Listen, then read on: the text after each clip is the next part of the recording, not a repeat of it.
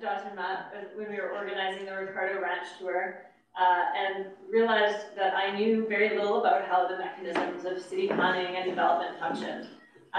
These two were kind enough to meet with myself and AWA board member Matthew Schmidt, who's here tonight as well, to help us understand how the approvals process works. Since we were keen to understand more about how the process of approving new developments works and how we could be more involved in ensuring natural areas in our city were highly valued and protected, I knew that there would surely be others who felt the same. So we're very grateful that they agreed to take some time this evening to give us all some insight into how folks in the planning office weigh often conflicting priorities and make difficult decisions over what to build where. There will be some time after their presentation for questions from the audience. First, a little bit about their backgrounds. You might have read it online already, but Josh White currently serves as Director of City and Regional Planning at the City of Calgary, where he also fulfills the function of Co-Chief Planner. Josh started his career at Urban Strategies in Toronto as an urban planner, then worked as Senior Policy Advisor for Mayor Nenshi from 2010 to 15. Josh has also worked in land development, leading the master planning and approvals for the community of Alpine Park in southwest Calgary. Josh rejoined the city as Director of Calgary Approvals in 2019, spearheading the largest reform of the development approval system in over a generation. Josh is an urban planner by education and holds a Master of Urban and Regional Planning from Queen's University. Matthew Sheldrake is the Acting General Manager of Growth and Change Strategy at the City of Calgary. Over his career, he has worked in planning approvals, performance measurement, demographic and development analytics, and strategic growth management. He holds bachelor's and master's degrees in geography from the University of Calgary. He's a registered professional planner and a member of the Canadian Institute of Planners. So without further ado, I'd like to welcome you guys up then. Thank you so much.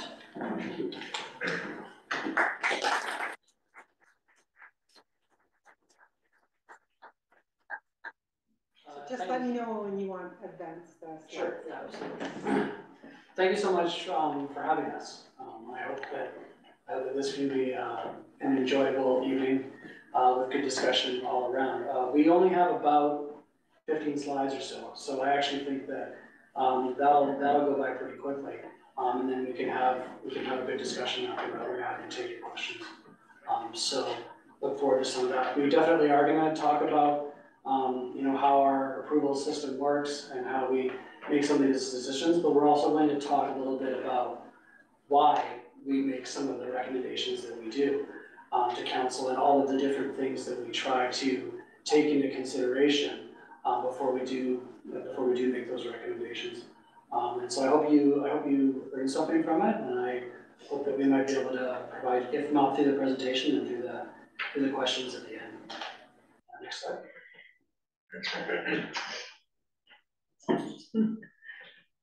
There. So if we leave the slides with you, then we can Josh and I can just provide our contact information. Feel free to get a hold of us if you have questions after the fact. We're of course open to any of that. So this one and then the next one are just our contact information. And that's the presentation. Thank you. Next slide, please. So this is a slide that we used last summer when we were bringing forward our recommendations on the citywide growth strategy.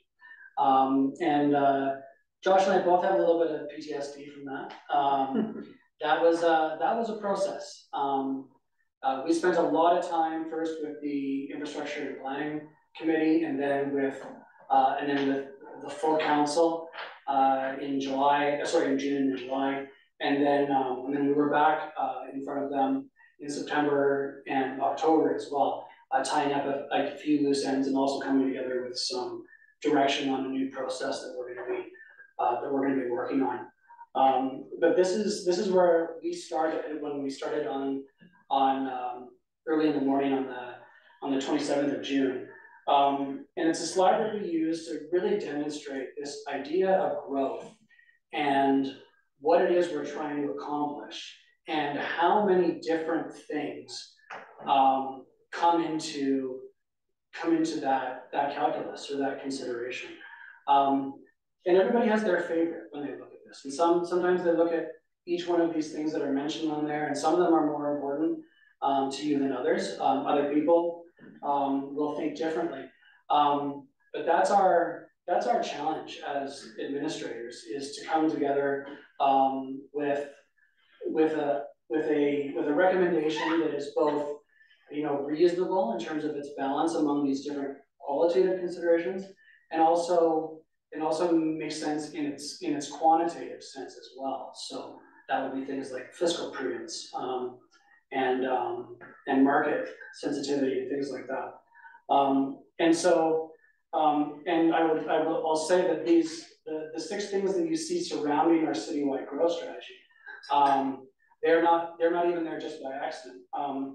The financial impact of growth, which includes both the city as an organization, but also the broader economy. Market demand, in terms of how the market responds to what the city is looking for in terms of the policies that we set and the direction that we give and the investments that we make. None of that goes anywhere unless the market picks up on that and builds housing and employment areas accordingly. And then MVP alignment. So how are we working to build out the council approved vision for the city included in those documents? Those are our 3 growth factors that have actually been at the core of our decision-making processes for about 5.5 years now. And so, every time we go in front of council, we try to remind them that we're trying to hit all 3 of those around the yellow ring on the outside. Then the 3 in the middle were council's pillars for the 2023 to 2026 budget. And that's what we were coming into with our growth strategy, was what investments should we make in the next 4 years to realize these goals. And so in addition to those growth factors, we're cognizant of increasing Calgary's social resilience, its climate resilience, and its economic resilience, along with the 3 factors on the outside. And it's a Venn diagram. There's no boundaries here in a lot of ways, but it's just a clever way to visualize that, I think. And then at the end of the day, and I'm sure Josh will talk about this because this is a real passion of his, how does this result in outcome-based city building? How does this land on the land? What sort of houses, what sort of protections, what areas are we growing in, what areas are we not growing in? How are we realizing that? And what is the connection between that urban form that all of you live in every day with the goals that we've set out at a high level? Next slide.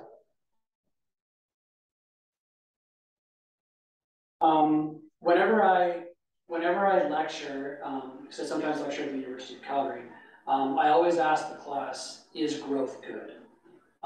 And sometimes I even make them put up their hands. Do you think growth is good or do you think growth is bad? I won't make you do that. Because the answer is quite obviously, usually, it's complicated, or sometimes, or things like that. And I think you see from the slide before what different competing elements we're trying to weave together to make growth good, to realize the opportunities that come with growth, while also mitigating the risks that come with it as well. And so that's why we even have a growth strategy in the first place, is that we don't have sort of unplanned growth everywhere, that we do have a barometer that we can assess our growth against, and we can also continuously get better as we go along. And I think I mentioned it in the last slide. How does this evolve into city building? Well, we're talking about the places that people live. We're talking about the places that they work. We're talking about the ways that they get back and forth between them. We're talking about the areas where we've said we're not going to grow here.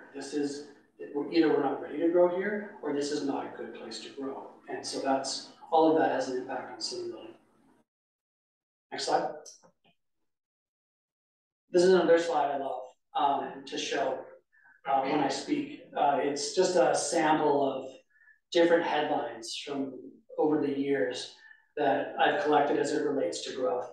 And I think, again, this is probably the 3rd slide in a row where I basically said the same thing. So, but this does a different way of showing it. which is just maybe the high profile nature that we see of growth, and it can be divisive. And we try really hard not to make that so, but it can get a little testy. And so, what you see here is you see, why aren't we growing as fast as Rocky View? Or why aren't our houses more affordable? Or why did we develop that field or that wetland? Or why didn't we save that creek? Or why do we need more communities? Or where are the people going to come from that work in our downtown and other areas? Or how are we going to pay for all this? Or how are we going to keep our school open? These are all the kinds of things that manifest themselves in the discussions that we have, with everywhere from council, on the floor of council, right down to in the dining room tables for Calgarians. Next slide.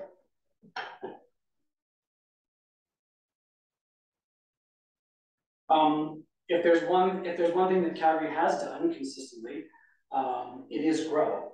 And you can see here that even though there's been thick and thin from different booms and busts over the years, Calgary has grown. This map doesn't even go all the way back. I think the last time the city actually shrunk was 1981 or 1982.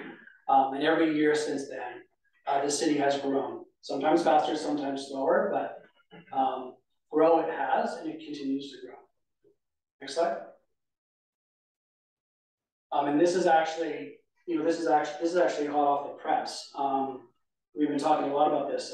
Statistics Canada released population estimates for every census metropolitan area across the country a couple of weeks ago, and it's their first data point since the census of 2021, and it shows that actually the entire country is growing quite rapidly, a lot through immigration, and we're seeing that from coast to coast, but we're especially seeing that in our cities. And does anybody have a guess what % of Canada's population growth actually occurred in census metropolitan areas as a percentage of the total? I think it was 82. So 4 out of 5 people are growing in our cities. And so when we talk about where in our cities we're going to grow, we're talking about the vast majority of growth in the country. And if we were to stop growing, we're talking about hundreds of thousands of people, and there would be an open question: how are we going to accommodate that? And you can see, no surprise, probably, who's on top and how it goes. It tends to be a function of city size. But you can see Calgary in there at just under 50,000 across the census metropolitan area. In a comparison against Montreal, which is a city that's probably twice as big as Calgary, Calgary added more people. And 50,000 people is nothing to sneeze at either. I think that, I can't remember what Airdrie's up to by now, 65 or 70 maybe? Yeah. So it's not quite the size of Airdrie, but it gives you a comparison. It's most of Airdrie in a single year in this city. And so where are all those people going to live? Are they going to live, is it going to grow through redevelopment? Is it going to grow through new communities? A mix of each? How are we going to accommodate them, and how are we going to do so in a way that that affordability is maintained, but also that we're building a wonderful city and we're not just paving over everything to to get the dollars going and the houses up. Yes, next slide. So this is actually probably my favorite slide in the whole presentation, and this is really what we're trying to change, if I'm honest. This is the growth pattern for the city between 2015 and 2019. And one thing about, the city kind of bumps along between 1 to 3% growth per year. There's almost no community in the city that actually grows at 1 to 3% per year.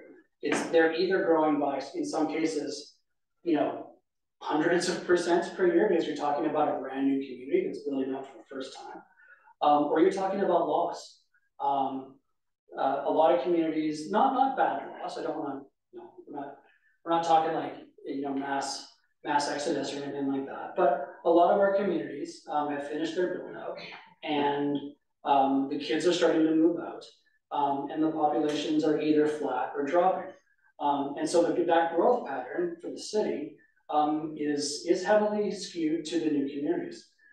More and more though, we're seeing it in the established areas, and you can see it in the usual suspects in the established areas there as well. The areas around downtown, including the community that we're in right now, but others as well, be it Bridgeland, Hillhurst, Sunnyside, of course, the Martin Loop area, South Calgary. These areas that are definitely grappling with growth, and you can see the numbers there starting to creep up into the couple hundred, even 1,000 people over that time frame. So those are very real growth patterns in those areas. And then there's sort of the rest of the city, which is kind of stable. Is probably the best word to use it. And they're going to face their own growth pressures in time, especially because that's the growth pattern that we want to achieve. But I don't even know if that's necessarily up for debate. I think that is what council has approved as a growth pattern. That's what we as administration seek to realize. We know it's not going to happen overnight. We know that there's lots of considerations, but we are trying to move to a greater share of growth in the established areas for lots of reasons. One, it makes communities more resilient. It helps us to minimize our environmental impact on the outskirts. It helps to diversify and revitalize these communities. It helps to keep our amenities open. It's fiscally responsible. And so that's why we choose to do it, but we don't choose to do it, to the, without any of the other considerations that I alluded to at the start, which is it's a big ship, and we're slowly turning that ship, but it is a big ship. We're also getting ready to grow even more in the next few years. The forecasts are for 22,000 over the next 4 years. The estimate just for the city of Calgary, so not the CMA, but the city of Calgary, was about 42,000 last year. So these are big numbers. And we think we're coming into a period of fairly strong growth. And so the issue is not going away. Next slide. Yeah. I'll take Matthew out and take on a few of the next slides. And I don't want to put too fine a point on it, but and I think Matthew covered the question why we plan for growth. Why we plan for growth is because we are growing, and growth will happen to us if we don't plan for it, and if we plan thoughtfully and carefully. We can be strategic about it. We can balance those trade-offs. But I think I think it's sometimes hard to appreciate the scale of growth that we have in the city of Calgary. It is very much a given that we're dealing with. And if we're a country that's anticipating, allowing, welcoming, having, upwards of 500,000 new Canadians per year, and more than 80% of them are going to be residing in our cities. And as we could become a more diverse city and become a more attractive place for new Canadians to land, I think that growth is only going to become more acute, and I think we have to be even more intentional about how we accommodate that growth. But in relationship to the policies and ambitions we have as a city, planning for growth is also really important. And that map Matthew showed around that donut of communities that's losing population, that it's gone through that life cycle from being a growing new community, children growing up and moving out, and having communities that don't really present many options for children to stay in their community or for people to age in place. That's a really big challenge for us. We've had, we generally float between about 35 and 40% of new residential dwelling units that occur within the established area. That sounds pretty good. That sounds pretty close to what our municipal development plan says, around 50-50. But despite all that activity, and when you live in a community like this, like I do, I live in this neighborhood, all you see is development. There's lots of change, lots of growth happening in communities like this. But it's more than offset in many ways by that donut of communities that's losing population due to its urban form and its stage in its life cycle. And so that's one of the greatest challenges that we have, is if we want to get anywhere close to that more balanced growth scenario, we have to do more to tip that balance towards established communities, not just within the downtown of inner city, but throughout the established communities. So that's one of our greatest challenges. And then, yeah, I think these are some of the aspects that we look at in terms of why it matters to plan for growth around economic activity, around efficiency of the use of our infrastructure. That's a really big, important factor that we think about, not only in terms of, for example, when we have a community that's below its peak population because it's lost population, any additional unit we add in there is helping kind of refill that community's population and taking advantage of infrastructure that's already been invested in. And so the roads and the community halls and the libraries and the fire stations that were designed originally to, maybe serve a population of 10,000 people, and there's only 8,000 people there now.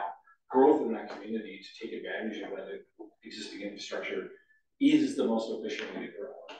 But also, even when we're making decisions around the edges of the city, where we want to grow, a big part of what we decide is where have we made investments of infrastructure now? Where can we take advantage of that investment, more fully utilize that infrastructure that we've invested in before we move on to the next thing? And later on, I'll show you that was really a significant lens that guided the communities that we did decide to move forward with in the budget last year, as far as the new community portion of growth. Maybe next slide.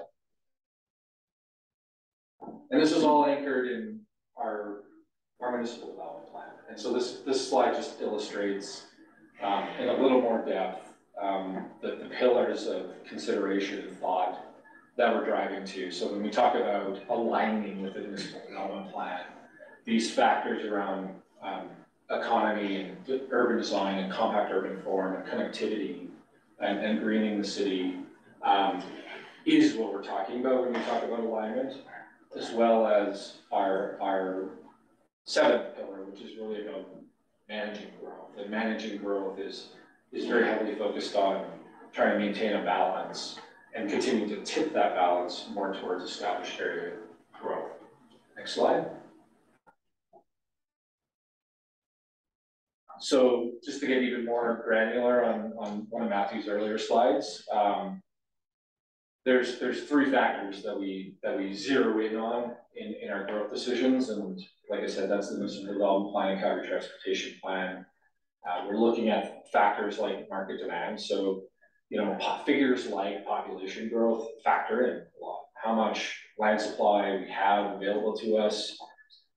What's the demographic makeup of the people we expect to be here, and what kind of housing is required, both in established communities and the new communities, to help fill that market demand, based on things like the level of population that we're getting. And I think what's kind of interesting, Matthew showed the graph of the population splits and community growth from 2015 to 2019.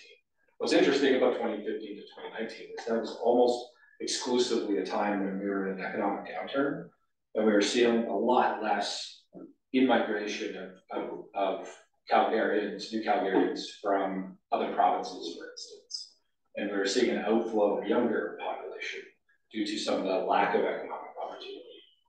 What's interesting is that in times like now, or times like 2012 to 2014, when we're seeing a much higher degree of immigration from other provinces, a lot younger populations coming into Calgary, that map actually did look a little bit different. We had a higher proportion, for example, between 2012 and 14 in the established area, more apartment dwellings proportionally than we did in that downturn. And so market demand is often driven by some of those demographic factors that are tied to things like the state of our economy in our city. So we try and be responsive and understand what those dynamics are and plan for a city that considers that. And then finally, around financial impacts. I think one of the things that's often highlighted in growth decisions is what is that financial impact of the city?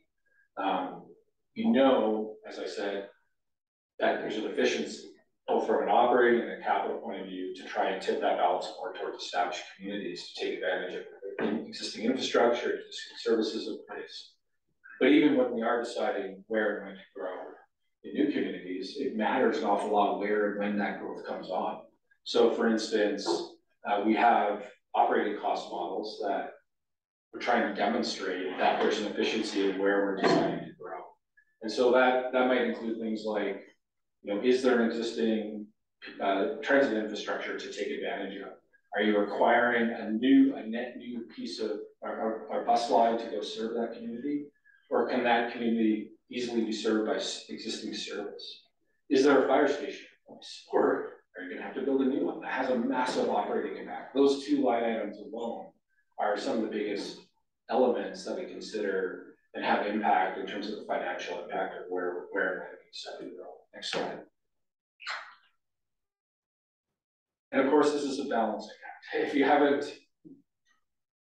connected that dot already, I'll make that point again. That city building really is, if anything, it's an exercise of trade-offs, and there really is no purity of outcome. So whether you're concerned, not just in terms of outcome, but also in terms of discipline internally in the city of Calgary.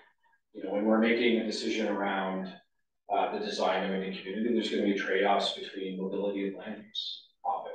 And sometimes that might happen internally within people doing land use planning and doing transportation planning. There's trade-offs between parks and mobility and land use and mobility and all those sorts of things. And so you're trying to set up a system where you're adjudicating those trade-offs that are often in conflict with one another towards an outcome that makes sense in its totality and helps move you towards the goals you're trying to achieve. But similarly with outcomes, the same outcomes we're trying to achieve in terms of things like affordability are not always aligned purely with, for example, ecological outcomes, which is, I know, a big concern here. The most pure outcome that we could have ecologically in our city probably would be to not grow at all. But that's not the situation we have for us. And so it's not a matter of finding the most pure outcome in terms of affordability, or the most pure outcome in terms of ecological outcomes, or the most pure outcomes in terms of social resilience. It's navigating all those trade-offs towards something that makes sense and pushes our policy forward. Next slide. And so, just to zero a little bit in on the ecological component of this, and I'll probably rely a bit on more of the next slide, and I'll use this a bit to tee it up. I think there was a really interesting discourse that happened, I think, in large part induced by this group, talking about things like Ricardo Ranch. What are the trade-offs that we're making around that? And that was happening through the lens of the growth strategy. Right? It was happening through the lens of the growth strategy where we're deciding investments and places where we want to grow, both within the established community, the industrial sector, as well as new communities. And I think there was a lot of focus, I think rightly so, on Ricardo Ranch, talking about, okay, well, what is the impact of this growth on that writ large? But I also think it's important to mention, and maybe I'll just move to the next slide here. And this is a slide I use a lot, and use this slide a lot to talk about council. When we're talking about growth strategy, that whole conversation last summer, we're really talking about this step in our process. We have high-level policy, both from a citywide point of view at the front end of the continuum. So that's the municipal development plan, that's the Calgary transportation plan, that's the Calgary Rivers Valley plan. It's many, many different things that our open space policy, often that's informed by provincial legislation about how we have to manage ecological resources. That's really the foundation center. When we're at the growth strategy stage, we're thinking about ecological impact and compact growth and growth splits, using the levers we have at that stage of the process. So that's really about when and where it's efficient to grow, and where and when we can make investments to help support our vision for 50-50 growth. And then we have a whole bunch of other steps that happen after that decision is made. So communities are designed. they're not really designed at this stage. They're designed at the stage once they have their infrastructure, have their approvals. And a lot of the impact that you can have in terms of outcome happen in terms of how the community is designed once it's approved. And that can impact the mode share, how people get around, how walkable that community is. That's the point of where you're discussing and talking specifically about things like environmental reserve. Those are the stages that we regulate around that. So, and then on down the continuum to buildings. We know one of the biggest climate impacts, about 70% of our emissions come from buildings in our city. And so, if we're talking about aligning with our climate strategy, if we're talking about those things, all these steps from policy all the way down towards buildings need to work in concert with one another. And we don't have all those levers at the growth strategy stage, but we have some big ones. We have some big ones and we have important ones in terms of the pattern of growth in our city. And I'm going to put Evan Spencer a little bit on the spot here, because we've been having a lot of conversations, and again, a lot inspired by a lot of the public discourse that happened around Ricardo Ranch about where we have levers to affect ecological outcomes. Really, they're not all at the growth strategy stage.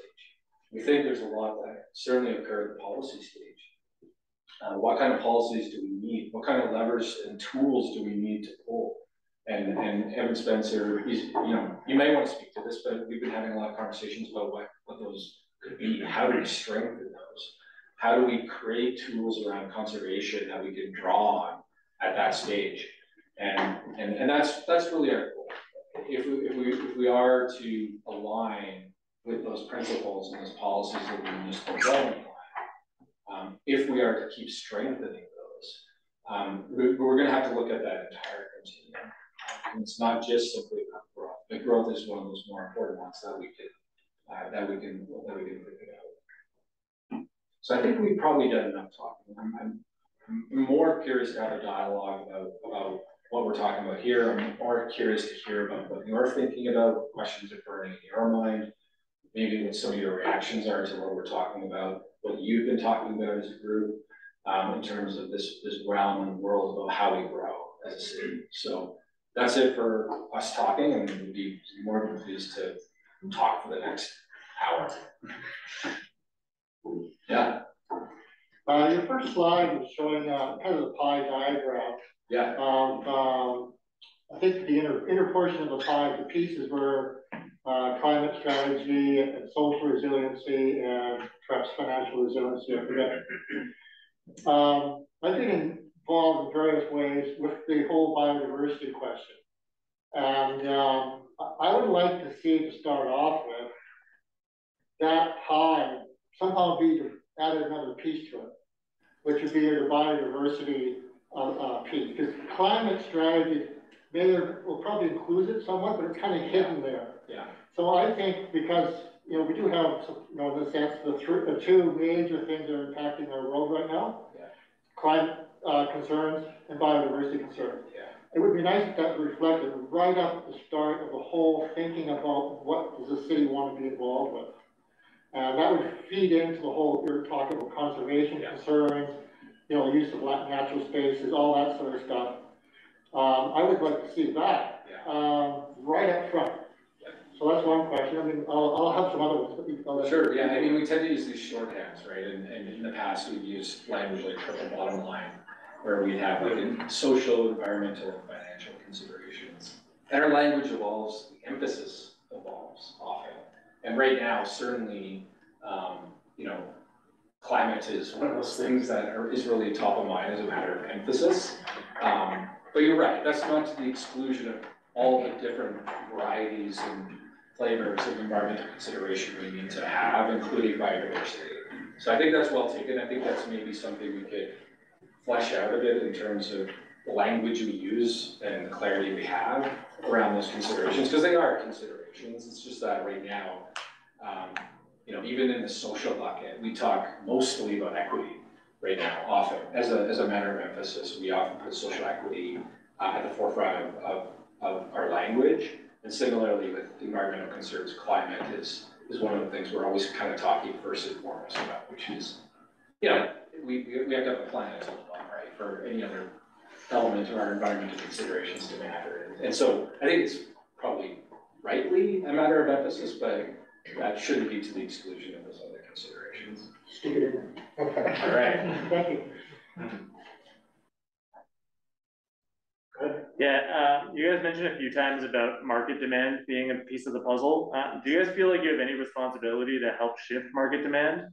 Like if you recognize that we can't keep sprawling outwards indefinitely, like is there any way to sort of emphasize a shift away from sort of detached single family homes on your part? Yeah, I have a lot of thoughts on this actually. So we have sticks and we have carrots, right? And you know, certainly one of the sticks we have is through our regulatory regime, and that kind of thing. But when I think of established area in particular, we're still a long way away from putting our established areas, even on equal plane, to the new communities in a variety of ways. And so this will give me a good opportunity to sort of plug what our priorities are around that, right? So if you think of our policy framework, if you think of our regulatory frameworks, things like our zoning bylaw, and this is, I think, been a lot of source of dialogue across the country about how we've made it very, very difficult in many of our municipalities to redevelop huge swaths of our city. And that only happens through creating a policy environment that's enabling. And so what we're doing around that is our local area planning program. So that's really, I think, the first step in implementing the directions in the citywide municipal development plan. It's putting policy on the ground that talks about where it's appropriate to grow and at what scale.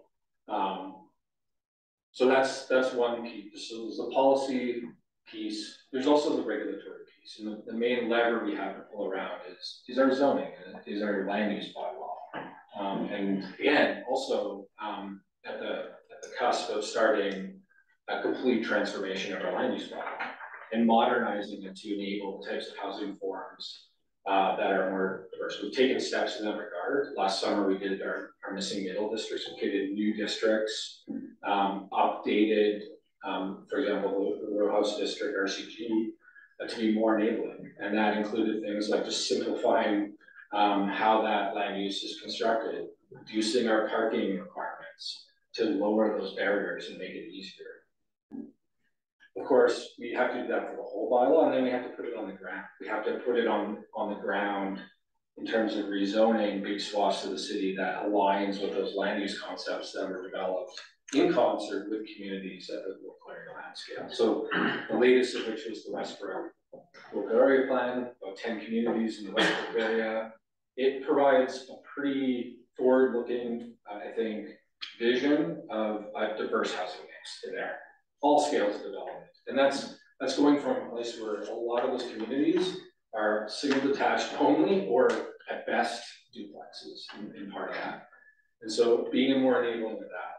And of course, the other thing those plans do is identify the amenities and the infrastructure, and the investments that are required to support that growth and that change and that population change. And so when I realized that a lot of the focus of last summer's discussion and debate was about new communities, but that was a 3-pillar plan. There was also an established area growth and change strategy that put quite a bit of money towards those amenities. And then council further bolstered that through this budget cycle of putting another $20 million towards supporting local area plan amenities. And then there's other related investment programs like transit-oriented development, which was a $60 million investment. Our Main Streets program, which is a $60 million investment in the storage cycle. An additional $40 million towards 5A walking and wheeling infrastructure. All these programs work in concert to put that amenity in place to support that growth. And so, circling back to my original point of carrots and sticks, it's policy, it's regulation, and it's investment. And those are the things that we, I think, have the most influence on. And we are making strides, but we need to push faster and further to get there, to tip that balance. The converse of that is, I think, a more tricky discussion, right? Because we have to think of the trade-offs, we have to think of our approach to tipping that balance from a new community perspective. When we grow, we want to make sure those communities are more compact. We want to make sure they're more financially resilient, socially resilient, and have a lower environmental footprint. And I think we have made strides since the municipal development plan. We used to chew through 600 hectares a year with new community growth. We're growing at a higher rate and we're consuming about half the land now than we used to, because our things like our density maximums are now our density floors. Through our municipal development plan update, we're going to be continuing to kind of push the ball down the field to keep improving those standards.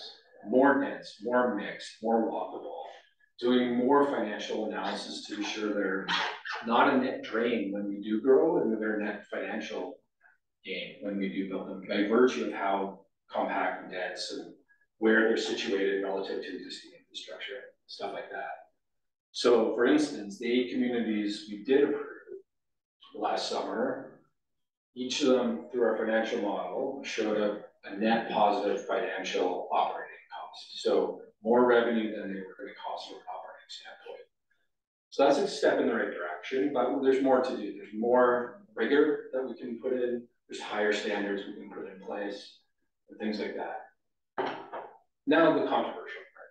What we don't do, and some might disagree with this, is we don't ration land supply. We don't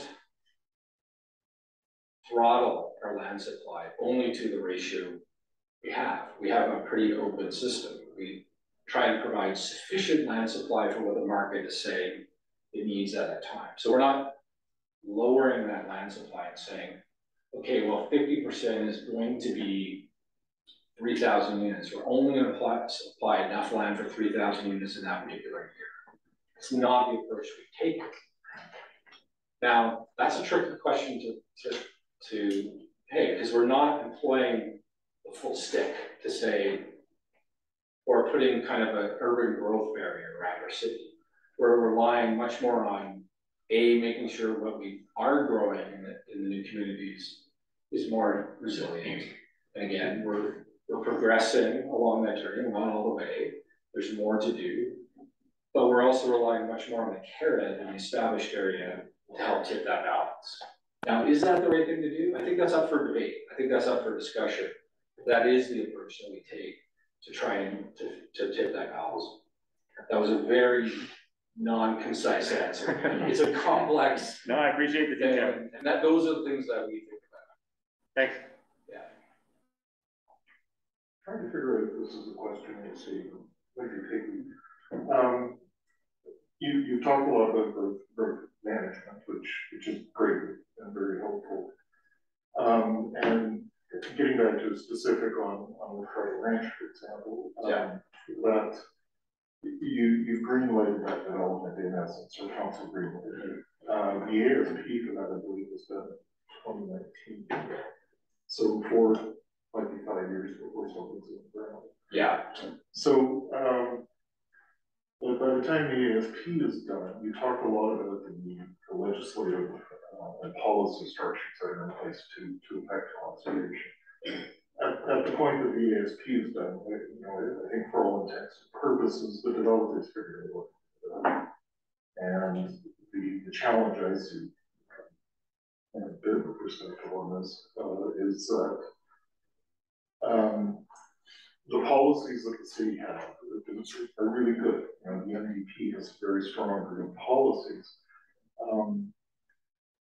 They shorten down in some respect to being optional.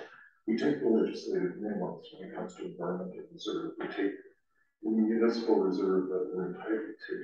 And we have a lot of policy that says, all things being equal, if we can protect this other stuff, we will. But the reality is we don't. We don't get much more than what we can under the legislation. And I guess a challenge I see is that you have new council, a climate emergency, a whole bunch of things. Biodiversity was referenced as being important. You've got a 4 pushing 5-year-old ASP, and I can think of others that are even older. And if you preload the planning in these areas, then you wait until you open them up. Yeah. You've got an old plan you've got changing policies, and you don't have, this is where I think you need to stick. This is where I think you need to stick. It says, no, these are important areas, we need to protect them. We need to do more than bare minimum. I don't think we're quite there yet. So I guess it's not a question. No, but I think you're right. I think you're right about that. And I think there's more we can and should do, especially at that early stage. Because you're right, there's this type of path dependency that occurs, right? Where you have an ASP, you have legislative processes that are fairly reactive, right? We have to wait till the application. At the ASP, you know, we identify study areas. That's how we express it, right? We say there's biophysical analysis that's done. There's quite a bit of analysis that's done, but it basically creates a green hatch that says at a later stage, once we know what the plans are and stuff like that, and you know, things like Water Act kick in and all that sort of stuff, we at that time adjudicate what's Crown land through Water Act, what happens through ER based on the criteria we have. And that's the tricky part, right? How detailed at the ASP level are you getting? Because if you get too detailed, the plans change and then it's not relevant anymore, that analysis. So, but what I think we can do, and something that we're working on with Councillor Spencer is, especially at that stage, can we be stronger? Can we be more active as opposed to reactive in thinking about what role we can play as a municipality in protection and conservation? And I don't know exactly where that will go, but I will say that the conversation that this group has been having has inspired conversation. We're always in a mode to figure out how we can do things better. We know those things are a priority in terms of environmental protection in relation to our climate plan. So we always want to be in a state of continuous improvement. And I will say that's really the value and role of groups like this, is to hold our feet to the fire, show where we're potentially falling short, have conversations together about what tools we could have to get better outcomes in that regard. And I think that's what we're excited to be able to do. I'd love to jump in, and first butter you up by saying I wouldn't have had these conversations with Josh and Matthew if it hadn't been for a Twitter thread and then the subsequent journey down into my board. So all of my interest on this, on ecological concerns, because as far as I was concerned, the city was doing what was necessary, and it was your advocacy that pushed me in down this path. So some of the things that we're thinking about would be, the city's just gone through the exercise of updating its environmentally sensitive area mapping. So particularly on the 4 scale, the low to high. On the high level, we're contemplating what it would look like to embed in policy if a plan area includes a high sensitivity ESA. It would trigger a multi-stakeholder table that would include an advocacy agency, would include city administration, would include the development interests, would include potential conservancy and money that could potentially be brought to bear to trigger things like conservation reserve. And they would all come together, look at that land and go, just how much of a natural asset is this? How, before we even start getting too far down the process, what do we do with this piece of land to make sure we honor it and preserve it? And so that's one, and I'm hoping there'll be lots of offshoots from there. And then another one, actually, that it was Katie Backen from Friends of Fish Creek when we were down there. Is she here right now? No? Okay. She implanted an idea in my head around having development interests and local residents in particular work in conjunction to help out with park management plans, and to ensure that when you do that, have that human nature interface, we get that right, and we get it right long term. And it isn't one of the issues we're dealing with all the time down in Riverstone in Cranston, is managing off-leash dogs, managing the environmentally sensitive areas that you are in that space, and you're sending bio officers down there to chase people that are long gone, and so we're not getting that right yet. And I think there's a lot of room to improve that conversation. And actually, the few developers that I've talked to are quite excited about the opportunity of potentially even writing into when they operationalize a homeowners association to take care of public amenity, that they would also then include potentially the amenity that is the environmental space that many people are purchasing to enjoy when they go down into a river valley, that they would then be on title. Part of a lien on their home would be to pay for the maintenance of that green space. So I thank you for catalyzing these conversations, and I think, yeah, you have both of their emails now, so send them lots of ideas, and our commitment would be to follow up on them and make sure that these conversations bear fruit. So. Yeah, there's lots of doors opening in terms of processes and updates to policy that we're going to be doing that allow us to have policy discussions, decide what the appropriate modernizations to our policies and our tools are. And so really hope groups like this will be participant to those things, because that's where that change often happens. We're making incremental improvements to those practices.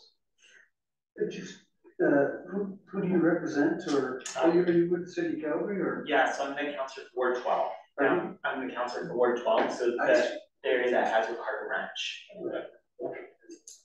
So I just, yeah, I want to acknowledge that when we did do the hike with Nathan, Evan came down for that hike and he stayed the whole time. He wasn't originally planning on staying.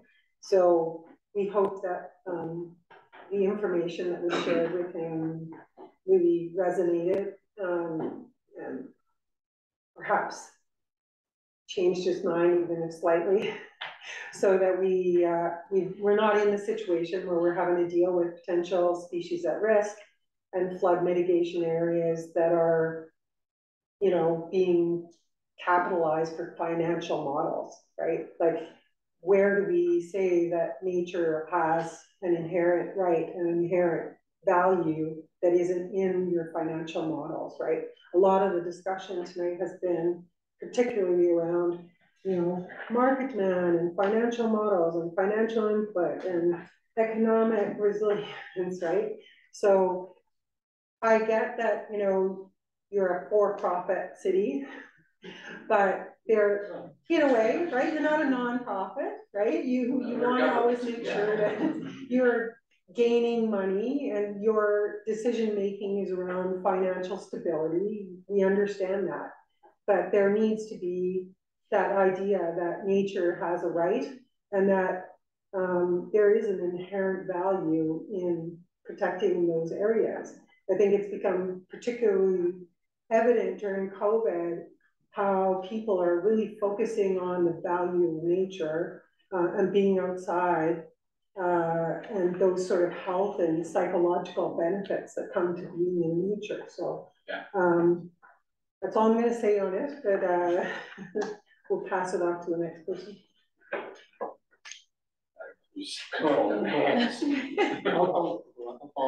Okay.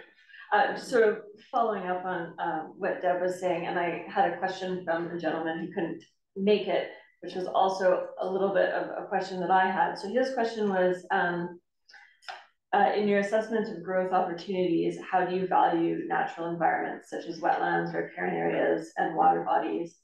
And so then more specifically, I'd like to add on, you guys sent me that lovely document that somebody in the city took a lot of time on about the natural asset valuation.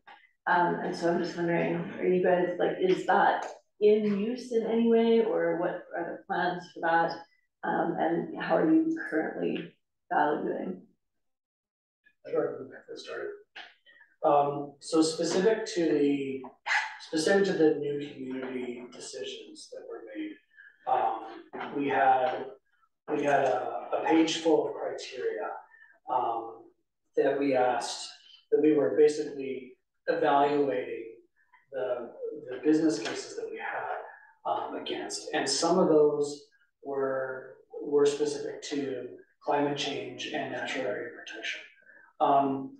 I would say this is an area where we need to do a little bit better. we're starting down that road.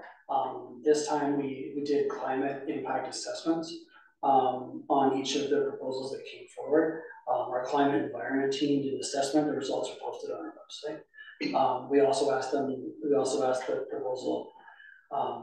the proposers to talk about, how they were to protect ecologically sensitive areas as a part of their development.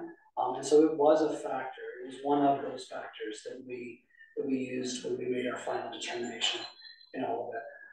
One thing, and I think you touched on it a little bit, is that we do a lot of things with numbers at the city, whether it's, supply and demand or financial models or jobs and GDP and things like that, which doesn't jump quite as far out when you're talking about conservation and ecologically sensitive subjects. Now, that's not to say that it doesn't exist. Greenhouse gases, hectares of areas preserved,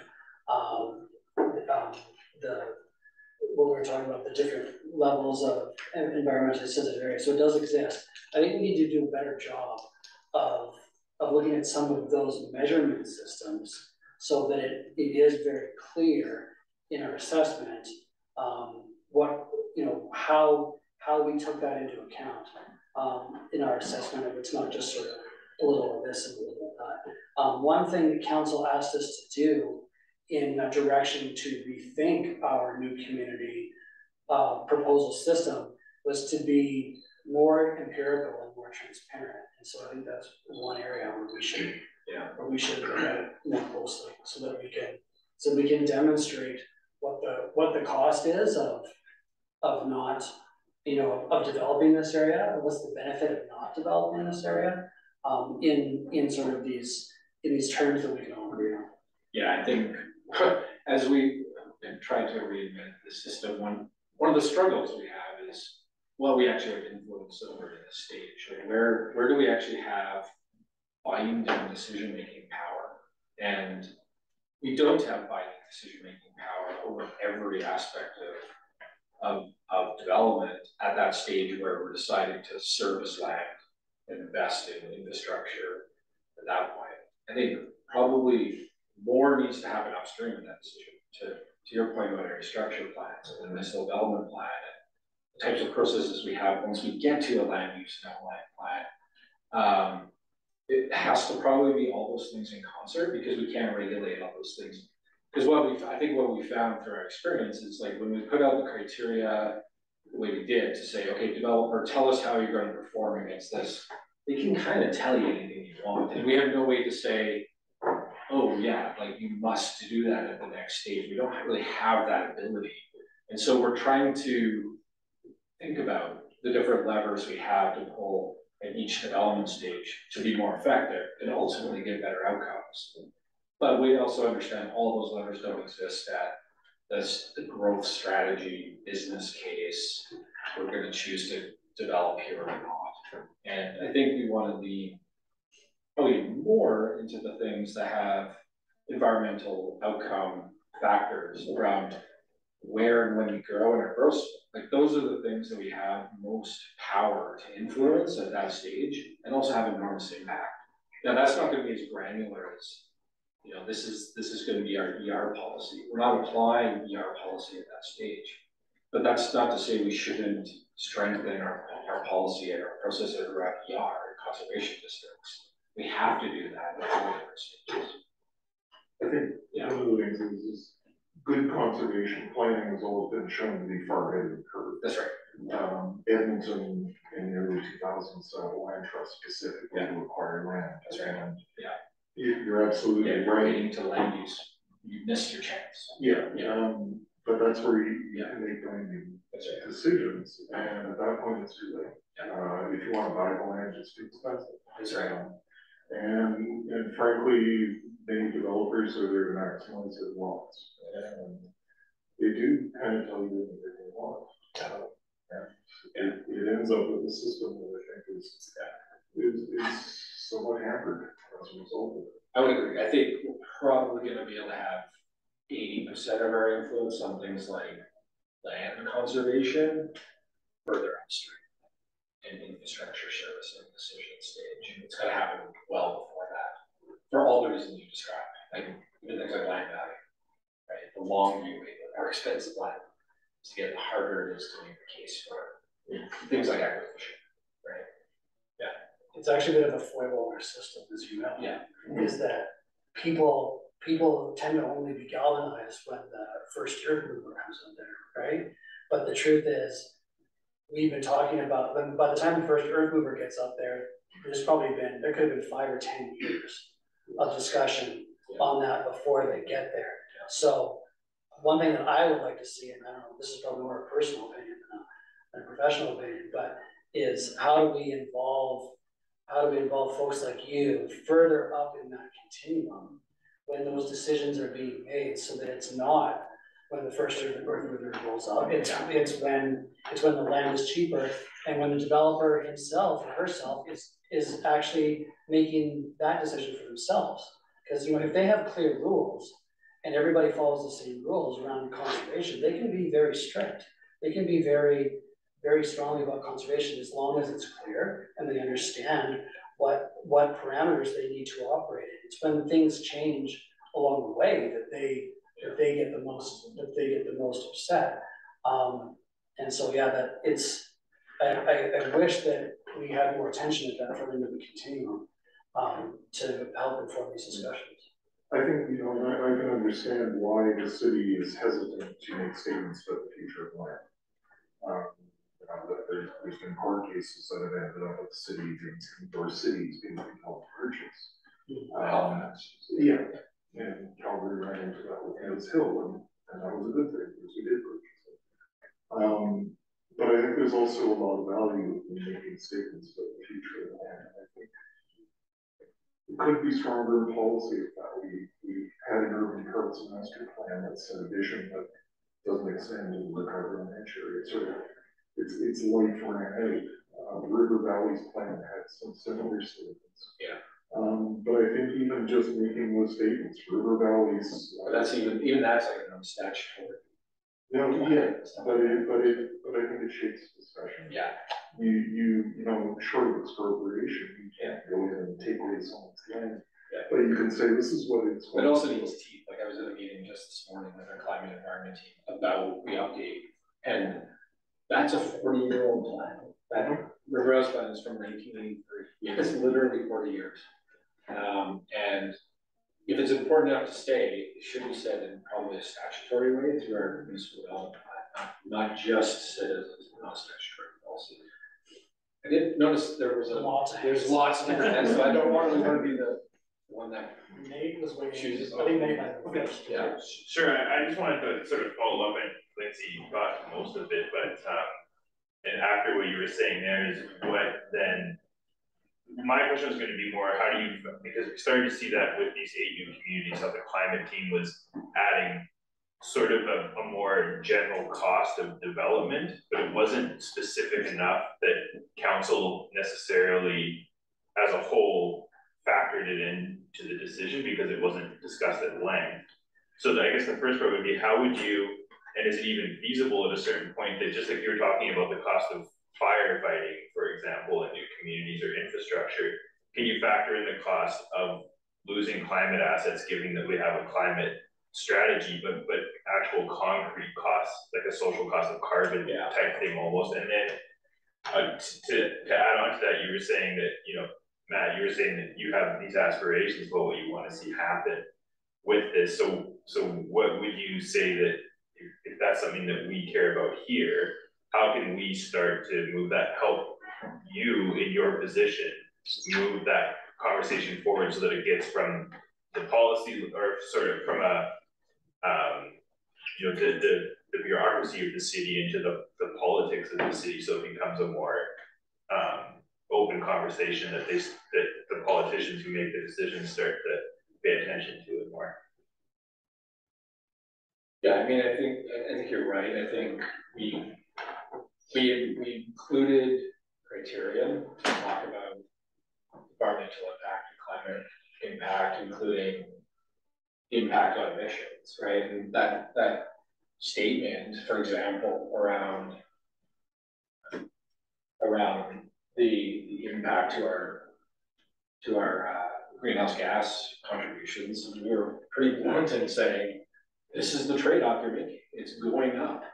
Now, I would say one thing it didn't say there was, there's a climate impact to growth no matter where it happens, right? Population is a big factor. Now, there obviously is a labyrinth of delta in terms of how we distribute that growth. On balance, it's better to try and facilitate more of that growth within the established area. That's why we're wanting to tip that balance. But you're right, I think it needs to be, I mean, we can state that, but we can't force the politicians to make that their own number one criteria for consideration for how they make their decision.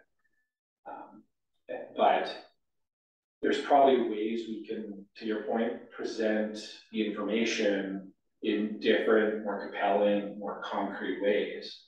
And the climate team, I think a big part of the climate strategy is to start figuring out ways to think about things like carbon budgets and more understandable metrics. We're still kind of at the nascent stages of those types of bits of information that can help decision makers make decisions, and then kind of elevated in the discourse around those impacts. So I think there's more to come on that. I think your statements are exactly correct.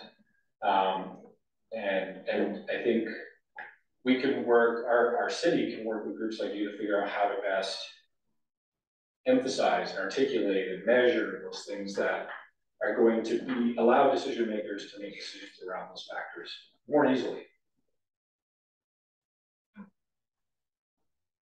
I like the idea of trying to get ahead of the game as much as you can. And you mentioned sort of thing, there's various NGOs, AWA, Nature Calgary, various groups that are keen to get involved at the early stage, but often we're not invited to the dance. Like for example, Confluence Park, 2006, they approved the Aurora Business Park there. And if you read the document, it says, stakeholders were sort of looked at, and the same with Ricardo Ranch. Generally what happens is the surrounding communities that surround that area are leaflets are given out, or maybe the community newsletter has some information, things like that. But other NGOs that have more of an overall vision of the city were never directly contacted. Like for example, Confluence Park is one of the Aurora Business Park is one of the only places that have Delaware. It's still breeding within the city of Calgary, where there used to be more common throughout the city. So when you read the document, it says stakeholders were approached. I happen to be involved with Nature Calgary. We were never approached. We have an overall umbrella look at the city. Ricardo Ranch, Nature Calgary was not approached. The Calgary River Valleys Committee was not approached. I don't know if AWA was officially approached at the early stage. So I think that needs to be looked at. So when there's a development being proposed or thinking about an area structure plan or whatever level there is, you've got to widen your net for who are the stakeholders, as opposed to the local people. And that would help other groups to become more involved at the front end of this whole system, and perhaps have some influence on how the thing gets passed down the thing. Another thing I thought before, environmental reserve. That's kind of in my mind, is a misnomer. Environmental reserve is really an engineering reserve. It's a place where it's physically probably impossible to build economically. It's located too steep, it's too wet, it's subject to flooding, the land is unstable. So that becomes this environmental reserve, which has a really nice ring to it, but it actually doesn't mean anything in terms of protecting the environment. So, but that's above your level, that's probably a provincial thing. They need to somehow change the naming in some fashion. So then it doesn't look so good when you look at an area structure plan and say, this is environmental reserve, you forget, oh, this is great. But that's not the purpose of environmental reserve. Although sometimes in the end, it might protect things. So Yeah, a couple of comments, sorry. Great. Greg, I think you have your hand up for a while. Yeah, just to build on what Nathaniel was saying, quite specifically, when the 8 new communities were approved, your teams identified that doing so would increase greenhouse gas emissions by 1%. When prior, not 9 months or so, 10 months or so earlier, the city had declared climate emergency. And what did council do? Council, in its wisdom, not only approved the 8 new communities, they accelerated approval of the new communities ahead of when they said they would at budget time. So I would agree with you, there's probably some work that needs to be done there, and you have a very empirical and quantifiable measure, and maybe it's just part of the trade-offs. We gotta grow, we gotta do this, we gotta do that. Oh my gosh, we've already committed capital to these communities that are already gonna be growing, so why not? Let's, no harm, no foul. Well, surely now, as we go forward, there will be some teeth to those concrete measures, in particular in greenhouse gases, but all this other good conversation around biodiversity and ecological reserve. My question, however, is far more on the financial, so forgive me, and really a general question. Presumably, when we build a new community like Ricardo Ranch, it's really, the life cycle is really, it's infinite. Nobody's gonna go buy a house there and say, gee, I hope the city's gonna keep maintaining this and do all the improvements I need for, the next 20 years. Kind of the assumption is I'm buying property and it'll last forever. So I'll leave that, you can refute maybe the planning horizon. But what monies are set aside over the life cycle of an entire community? Not only you talked about making them, you look at existing infrastructure that's there, and that makes sense. You've also talked about now working towards new communities where they show at some point a positive return in their maintenance budgets. Yeah. But what about the wholesale, the capital reinvestment that will be required at some point? We're ripping it all out, replacing it, major road reconstruction. Where is that budgeted? Where is that money? And at what point do you anticipate you're going to need it? It's a great point, and actually we've been we put forth a financial model on operating costs this time, and it was the first time we really applied it against our evaluation of those business cases. I think our next frontier, and the one we have been talking about, is how do you account for life cycle in that? So when you build this, how do you account for multi-generations of cost? And so I think that'll be the next step, is to even begin to understand what that looks like. And we have, as a corporation, long-term asset management plans, right? We have our existing asset base, which is gigantic as a city, and we have an asset management plan that thinks about its life cycle, its cost, and how to plan for that, and how to set aside money for that, and things like that. What this would do is allow us to have kind of a financial evaluation to account for those life cycle costs right from the beginning. And so if we, for instance, one thing we've been talking about is, okay, well, if we're talking about sort of empirical criteria to give a thumbs up or a thumbs down to a community, do we say it must be positive from an operating cost point of view? And does that include the life cycle cost consideration in that? So that over the lifespan of the community, you have enough in the piggy bank from a surplus of operating to be able to recycle that into investing and reinvesting in that community when that infrastructure life cycle is up. And so I think that'll be, even not just understanding that at the planning stage, I think will be the first step to that journey to account for that life cycle picture. And so that very well might form part of our criteria as we reinvent this business ecosystem and kind of advance that financial analysis more than what we were able to achieve in this round, which didn't account for life cycle cost. 200 years from now, do we know where the money will be to repair and replace all of the infrastructure that we continue to build? You just said no. I mean, I'm not an asset management specialist. I mean, I think it's, as a corporation, with our existing assets now, we're trying to become more and more sophisticated about planning for that future and understanding how the scale of infrastructure relates to that cost, right? Because I think another thing we haven't done a good job of is when we do an area structure plan, for instance, we don't actually do a financial analysis, or we haven't we haven't done a new ASP in quite a while. But when it comes time to do new ones, we want to account for that from the beginning. So when we talk about, okay, well, what kind of infrastructure is required to support it, we're actually understanding, A, whether we can afford it from a capital perspective from the start, right? Because when you look at tools like our offsite levy that are meant to pay for this, I think we probably have more on the books than we can probably actually afford. There's more dots in the maps and lines on the page than that tool is probably able to cover. And I think that's a consequence of probably not having enough rigor at that area structure plan stage to say, you know what, we need to scale back that piece of infrastructure, if for no other reason than financial. But what we also know is that a more compact, a cheaper community build, a less car dependent community build is also the more environmentally resilient and focused outcome as well. So one thing that's before I move on from that, one thing I think that's good though and interesting, that's an opportunity. When I talked to Carolyn Bowen, who's the director of climate and environment, is I think the incentives are actually aligned with private industry. To make narrower roads that are more walkable is also the cheaper one to build for the developer.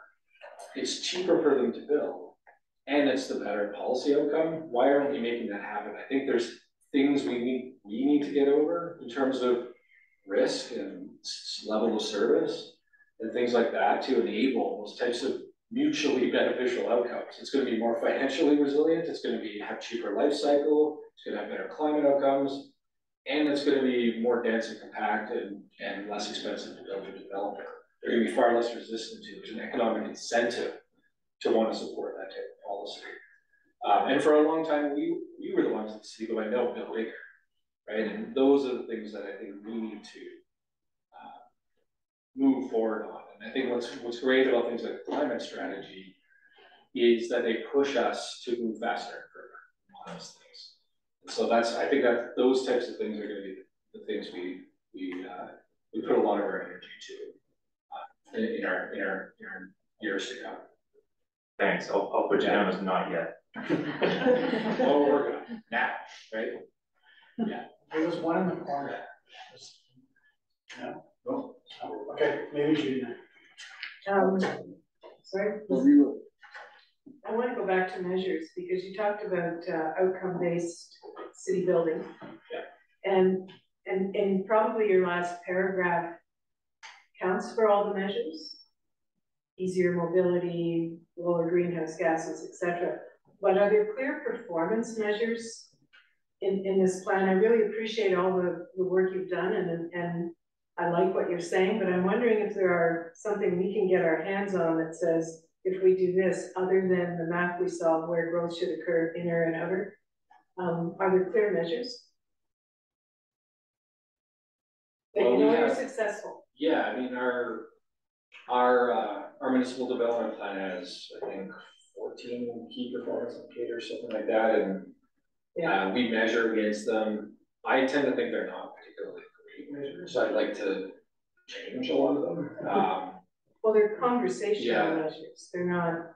I think there's a lot we can do to improve how we measure and be a little bit more nuanced about how we think about those things. And I'll pick on the 50-50. And this is something Matthew and I talk a lot about. It's a bit of a blunt instrument. It's a good top line measure, but it doesn't. So that map that you showed, right, where we have a downtown that's been growing, we have an inner city that's been growing, it has a donut that's been growing, or that's been shrinking and a new community that's been growing. Yeah. Well, the 50-50 doesn't in and of itself tell you that story. Right. And so when I think of how we might want to think of success and measurement around even that one metric around growth, I think we need to peel the onion back one more layer and say, okay, you know, we've had the municipal development plan since 2008. Here's what we've experienced. This is what we've learned in the last 15 years.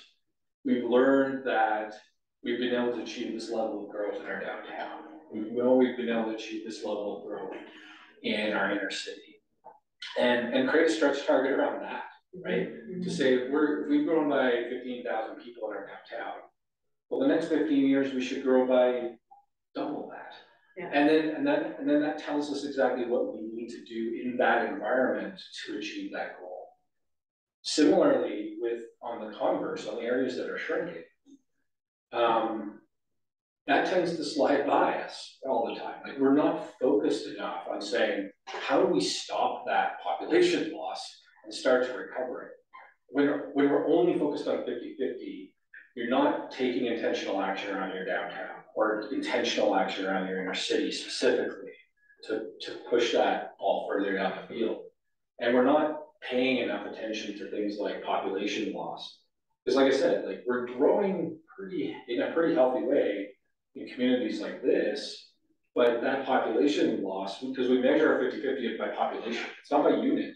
Right. We were talking about how No. we're 35 to 40% unit count, but when you have fewer people per dwelling, because you have proportionally more apartments and things like that in the established area, you have fewer people per dwelling generally. All those gains are like by virtue of how we measure it, all those gains are offset by population loss elsewhere. Well, that should tell us probably as a matter of emphasis, we should stop that bleeding, because that's why schools close. That's why local businesses can't thrive. That's why that infrastructure is not being utilized to its full extent.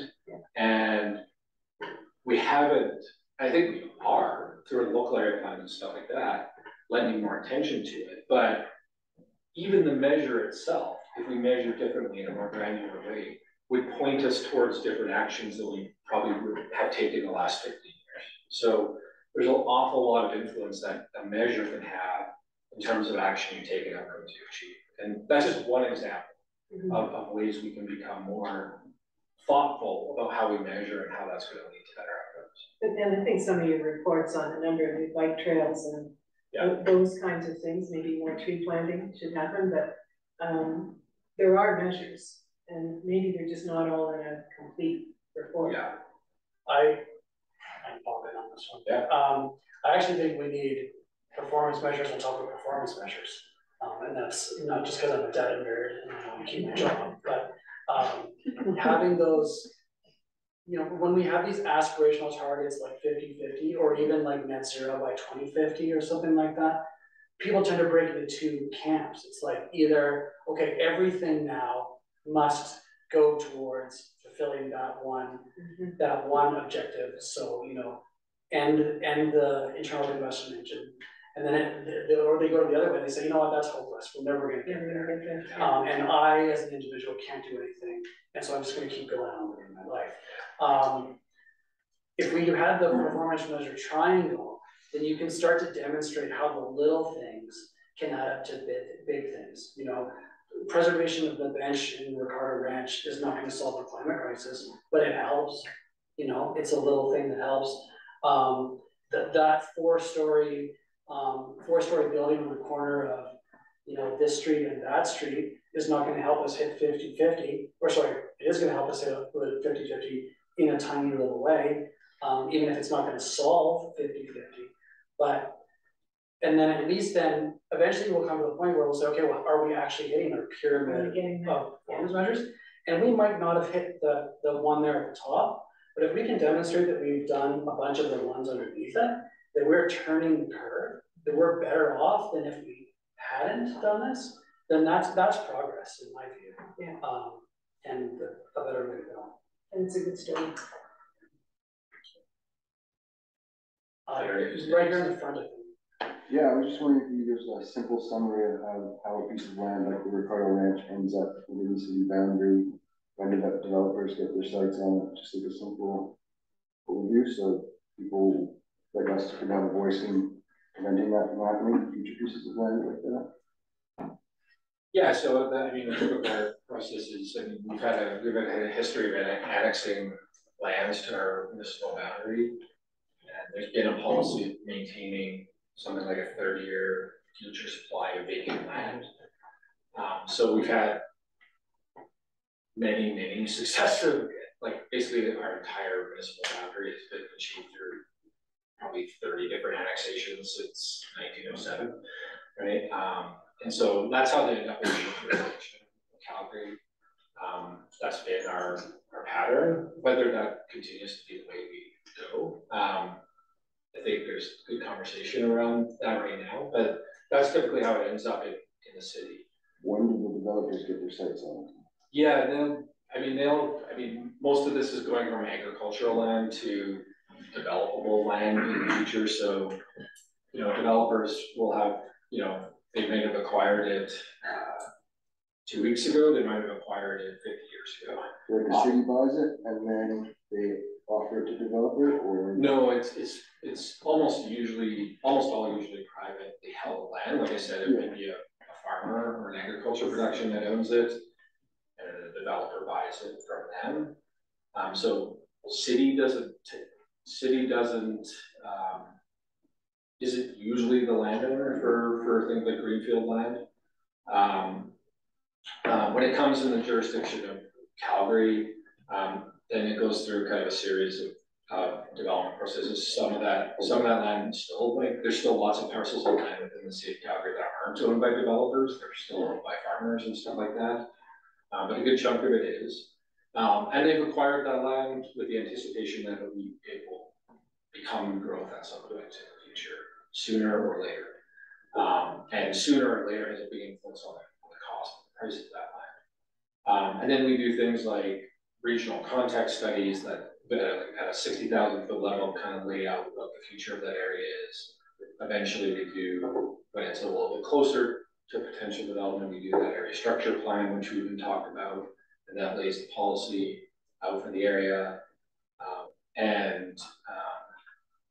A lot of what we've been talking about today in terms of deciding to service infrastructure as part of a growth strategy, that's where people like Matthew and I step in and make decisions about if it's the appropriate time for that area to be opened up for development. And that's usually by virtue of public infrastructure that goes into the ground, like pipes, roads, fire stations, and stuff like that. So that's the kind of general sequence of events. You might not get someone acquiring a piece of land right up until that point I just talked about too, but it can also have been in a family for generations, or with a company for generations as well. So that's where the land trust is a theoretical way to preserve land in the future by. Yes. If you're looking for a rule of thumb, I'd say 10 to 25 years, that land has been in the hands of the developer before they actually move on. And the city doesn't develop residential land. We do develop industrial land and not residential. This kind of goes back to, we're talking about, top performance measures. So we've been talking about 50-50 growth, and I think that's supposed to be achieved over, a period of time after the MDP came out. So as far as I know, in the last 10 years, we saw 90% growth in new communities and 10% in existing ones. And my understanding of the implications of that is that eventually we'll kind of need to have a decade where it's the opposite, where all the vast majority of people are being accommodated by the existing communities. Yeah. So that seems really far from where we are right now. So I guess, is that analysis kind of correct? And, I know Rome wasn't built today, we've been kind of talking about that, but, what are we doing to meet that scale where eventually, most, if not all, people are being accommodated in the existing parts of Calgary city communities? Yeah, you're right. It's a cumulative measure over 60 years. And the challenge with the cumulative measure is as soon as you start to fall behind, you have to make it up on the back end. So it's a stretch goal. It's going to be very difficult to accomplish. And as I said, I think the way it's measured is a bit of a blunt instrument. We do grow a lot in our established area, but we're offsetting that growth by population loss elsewhere in the established area, and that's a big problem. That's what's really in many ways causing us to fall behind that curve very fast. So we have to move to figure out how to tip that balance further and faster.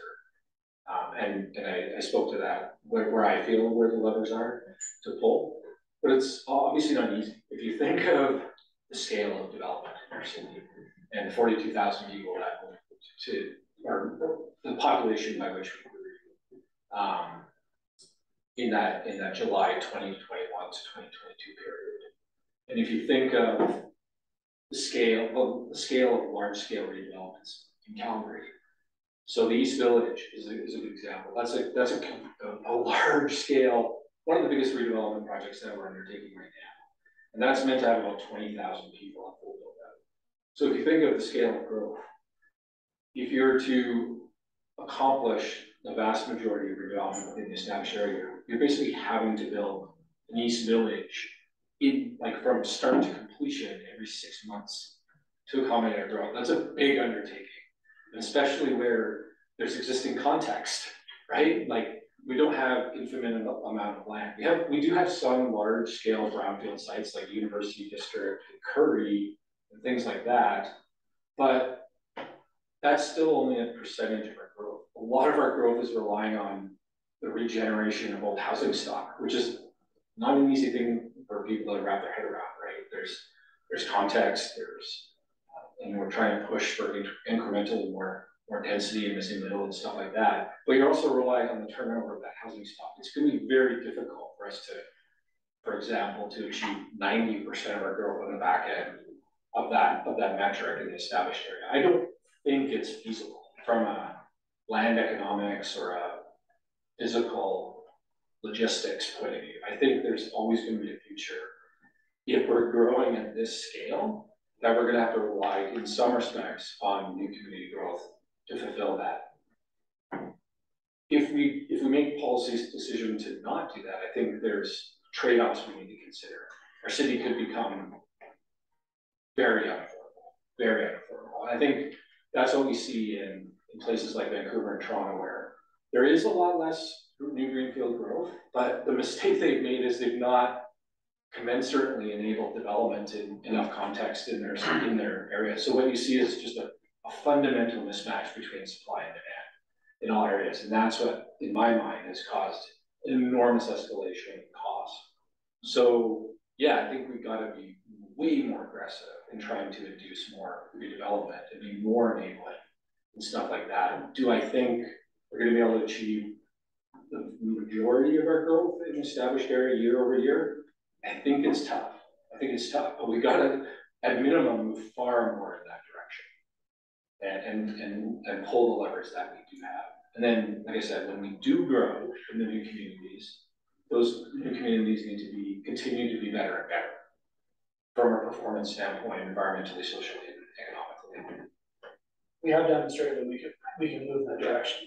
When the MVP was approved, about 105% of the growth was going to new greenfield areas routinely year after year. So you were seeing losses every year. That would include the inner city and the center city as well. Yeah. We no longer see that.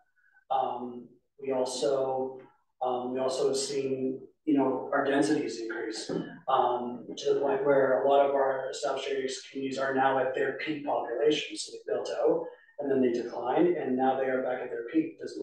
Hillhurst and West Hillhurst are two of them.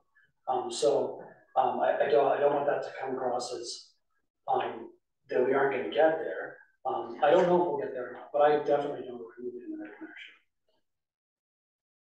This side of the room, I think I've been ignoring. Let's go here. I remarked a couple of things. One, your statement early on in the slide about regulations need to be assertively employed. I'd like to hear a bit more about that. And that map, I was just stunned by the amount of blue on that map. Absolutely stunned.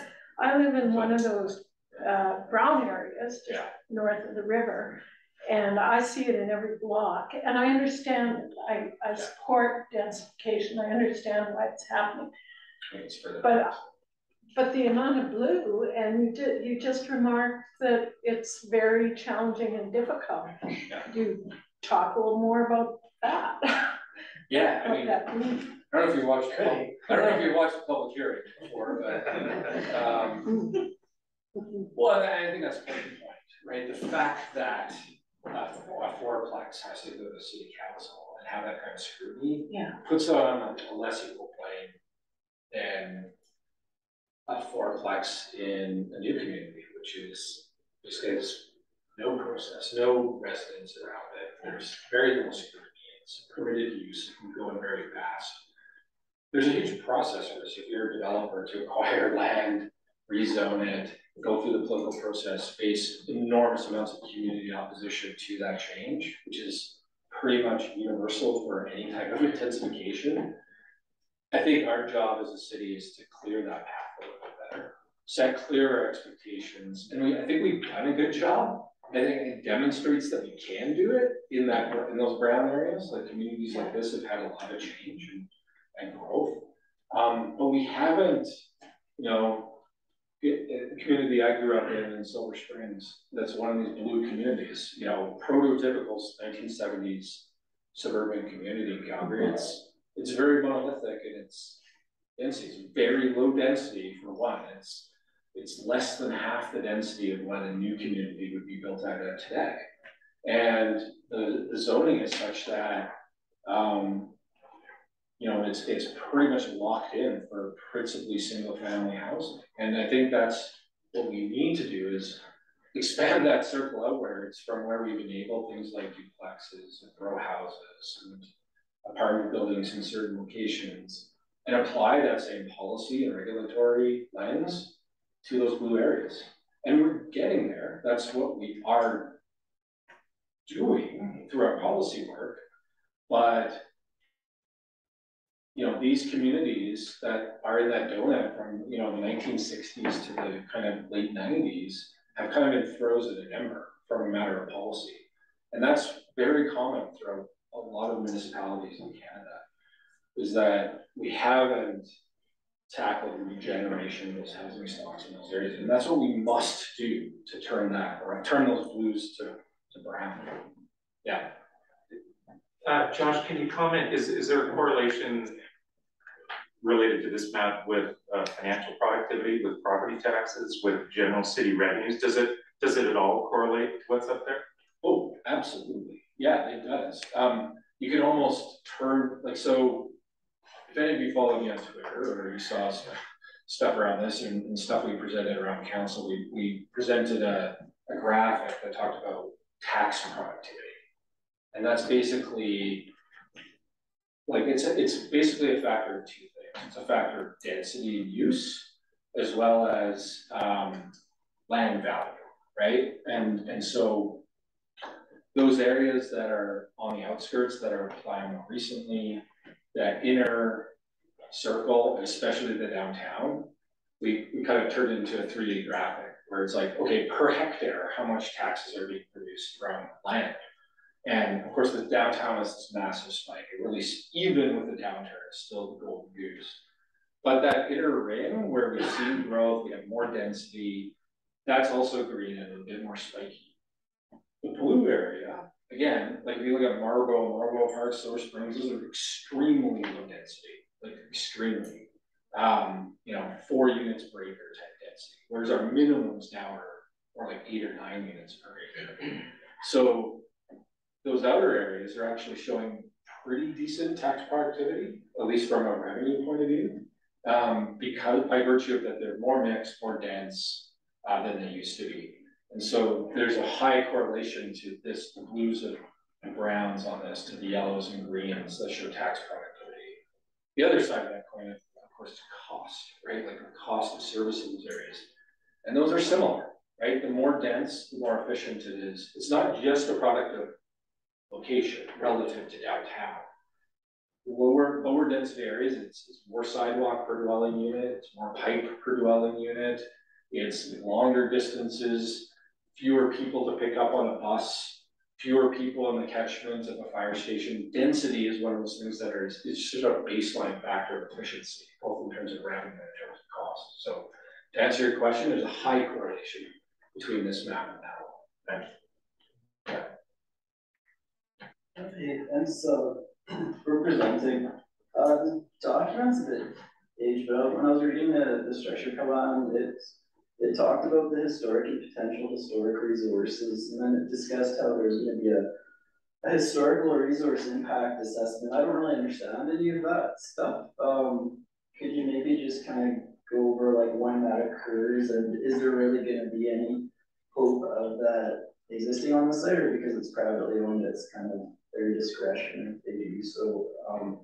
And distant question to that, like with Toronto and Vancouver being highly expensive lands, I do like that they have green root policies. Is that something that you foresee as like a potential option for us to kind of break the cycle on our green space loss, which is also a recent report, unfortunately, and it's kind of a lose-lose for more density or more development. They kind of both consume that, unfortunately. Two completely different questions. Thanks. I don't know the answer to your HRA. I don't know the answer either. Email us, we can check with some of our. Yeah, when you're folks. developing, Yeah. it's required. Sorry? When you're developing, it's required, there has to be some level of advantage of provincially legislated, so. Yeah, I wonder if there was specific reference to resources that identified in their structure plan or something that are requiring more. Yeah, I'm not sure. I was just talking about like More study. neighborhood forest, the little part that's in the flood fringe. It's flagged off crazily as So significant. there's a heritage asset in the valley, so the old homestead is received as one of the first Ward 12 designations. So that's already happened, and then there are studies in terms of excavations of high priority areas where they believe there might have been either native activity or ranching activity. And that's an eventual process. Yes, that the developers have to pay for. Thank you. So it's hard to talk about the benefits of densification, et cetera, and certainly there are lots of benefits. One of the negativities I think about density in these established neighborhoods, if you densify them, you actually, in a sense, lose biodiversity. I think if you were, for example, I'm involved in the Calgary Christmas bird count. If you wanted to go into a community to see what variety of species of birds, for example, are living in the community, you would go into an established community. Partly because the established communities, they are now 40, 50, 60 years old or more. They have a great ground or tree cover where you don't have it in new communities. So what's happening with the densification, at least in some of my experience in looking at some of the communities, is they're having I don't know if immense is a word, but lots of deforestation taking within the established communities. Example, down my street, a couple of different developments. They put their, it's a zone R2, so you're getting two houses being put in where you used to have one before. So these properties, the two properties I know from where I live, there was approximately, I would say, 14 trees that were cut down in those properties, no trees replaced. So our neighborhood is being deforested, and I've seen this in lots of other local communities in the north central area. They're being deforested. So, and of course, that involves the whole thing about carbon capture, talks about, the heat island effect, more hardened surfaces, which cause more runoff. There's a whole range of these negativity that I perceive, some negative impacts of densification. And I'm not quite sure what weight council is putting on these negative impacts. I think that there's such a charge for densification that there doesn't seem to be any sense of there's a problem with densification. It's all good. And I can see turned by diversity, and also just the character of the community to some degree. There's a negativity. I don't know what weight the city gives to those negative impacts. They have a political life. Yeah. I'm not an urban forest, but what I will say is, and there may be some truth in that, but No, not maybe. I know for instance, like, all these houses where you've lost the tree cover. Totally. Yeah, I know like in the Westbrook plan, they projected that there would be an increase in the urban forest canopy on aggregate. I think part of the study too is some of those trees are at the end of life, and are gonna need replanting and stuff like that, if they're, you know, if they're 60, 70-year-old poplars and stuff like that. But I think we also need to think of the larger trade-offs you're making. If you're not redeveloping there, you're gonna live somewhere, and on balance, where is it best to focus that growth? It's a matter of distribution. It's not whether growth happens or not, it's where it goes. And like I said, that goes back to one of my original points, is there's always some things you're trading off against each other. There's no purity outcome. If we were solely focused on, I've often heard as well, like, well, aren't we just throwing old houses into landfills and stuff like that? So, well, yeah, like you're not preserving material, like building material, for instance, but is the trade-off worth it to regenerate your housing stock and intensify? I think on balance, we've decided that's a really crucial imperative. Now, of course, are there things that we can do, other levers and tools and incentives we can pull to increase our urban forest? Yes, there is. And so I think we have to look at all the different tools we have in our toolbox and not use that as an excuse not to intensify, because I think the downsides of not doing that will be far worse. Yeah. Yeah, no, I understand. Yeah. I just hope that there is some weight given to the negative impacts that you have in densification. Another one would be affordability. People say, well, it's all affordable, but certainly in our neighborhood, the houses that have been put in are twice as expensive as the house that used to be there. Instead of being a $450,000 house, you have two $800,000 houses. So affordability in that particular situations is not happening. Yeah, I think, if you zoom in, yes, you're right? However, if you also zoom out, what happens if you don't allow the duplex? Well, what happens is you tear down one small house for one giant house. And if you look at R1 areas, like the pocket just across the street from Queen Elizabeth, those little strawberry box houses, they're not, like, it's an R1 zone, they're just being torn down, they're still being torn down. The more affordable units being torn down, but instead of it being two $800,000 duplexes, it's one $1.5 million mansion. That's the same story in Hounsfield Heights and Briar Hill. Like it's by virtue of the attractiveness of the location. So if you look at the lifespan, imagine kind of a counterfactual for a moment that, say in the 80s, we did not upzone the large swath of our inner city. And we've achieved, I don't know, something like maybe 70,000 new duplexes as a result of that. Well, imagine we hadn't done that. And this is an attractive part of the city to live in. And you'd have the same number of households competing, but for fewer units. And so I think in aggregate, we would have a less affordable place if you're just allowing redevelopment and replacing one for one instead of one for two. Yeah, so if you just focus on what units being replaced and what it's being replaced by, yeah, on the surface it might look like we're creating a less affordable place. But the alternative is far worse if you don't allow that densification. I would argue. No, I understand. Or the 70,000 around the edge. Or you're just pushing people further out. Yeah. Is that a better outcome? No. You know? I would like to say, if you're densifying the city, put the zoning in so every community is rezoned for densification. Because at times, you live in a community and then you end up having the densification going on for your community. So you've got, the 3-story house right next to your bungalow, the shading and all this stuff, the problems. And then there's other communities where they're locked into R1. And they sit there and laugh because, hey, we've got R1 for the eternity. Couldn't agree more. One thing I would say too, like you talk about the baseline of a new duplex now is $800,000. Well, that wasn't always the case. Like the duplex I lived in this neighborhood was built in 1993. It's relatively affordable with that, but this is the inner city. It's very attractive. Land values increase. There's scarcity.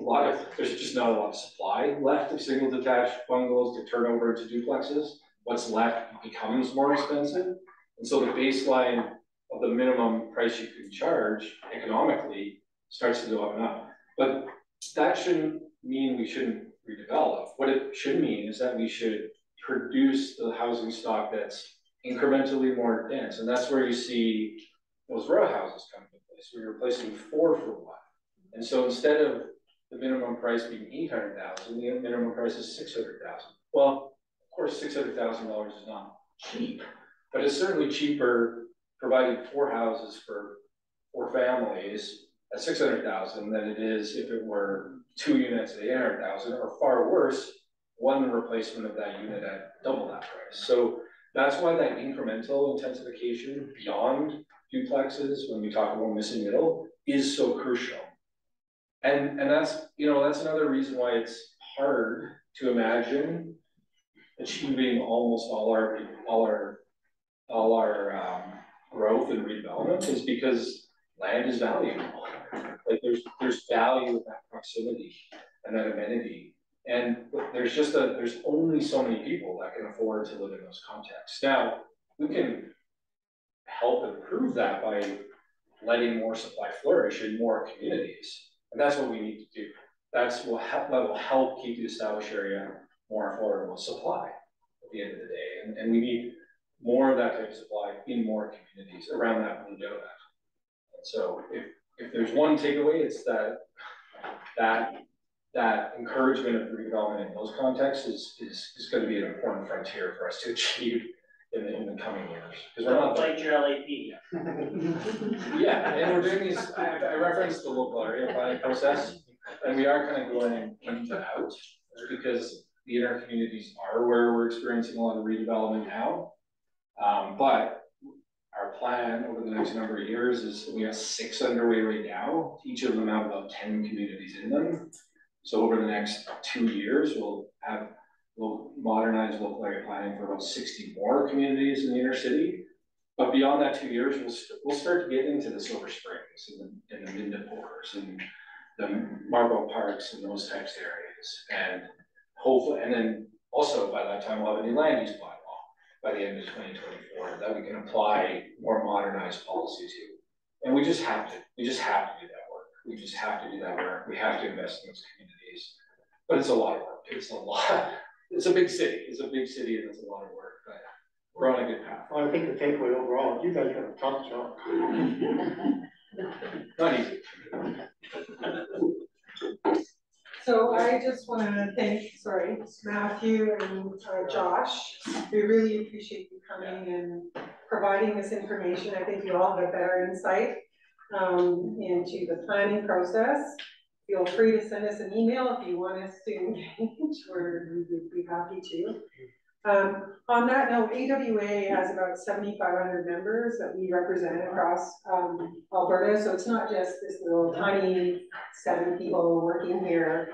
But if you are not a member yet, feel free to become a member of AWA, because the more people behind us, the stronger voice we have when we go to industry or go to government and say, it's important that you consider these conservation, environmental concerns, and species at risk, and flood mitigations, and climate change crisis, right? So consider that. We appreciate you coming today. Thank you very much.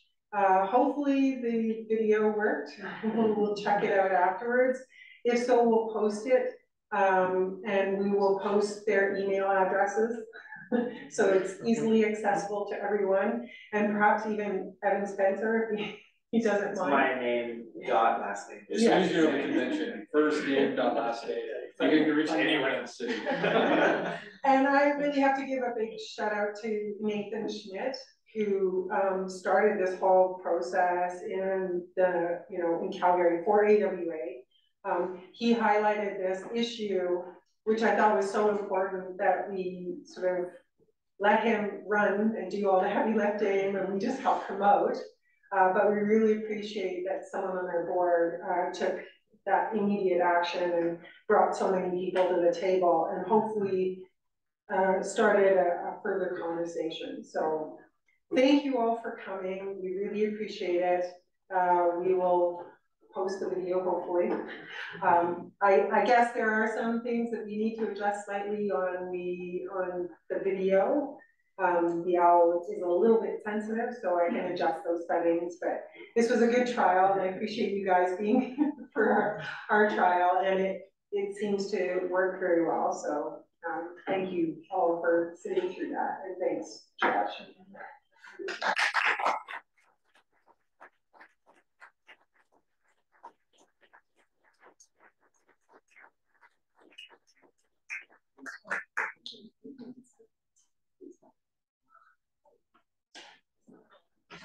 you guys,